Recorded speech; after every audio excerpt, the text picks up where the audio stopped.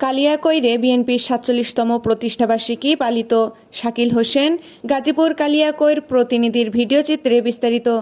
গাজীপুরের কালিয়াকৈরে উপজেলায় বুধবার বিকেলে উপজেলা ও পৌর বিএনপির উদ্যোগে বিএনপির ৪৭তম প্রতিষ্ঠাবার্ষিকী উপলক্ষে বর্ণাঢ্য র্যালি ও পথসভা অনুষ্ঠিত হয়েছে। বর্ণাঢ্য র্যালিটি কালিয়াকৈর প্রধান সড়ক ও মহাসড়ক প্রদক্ষিণ করে।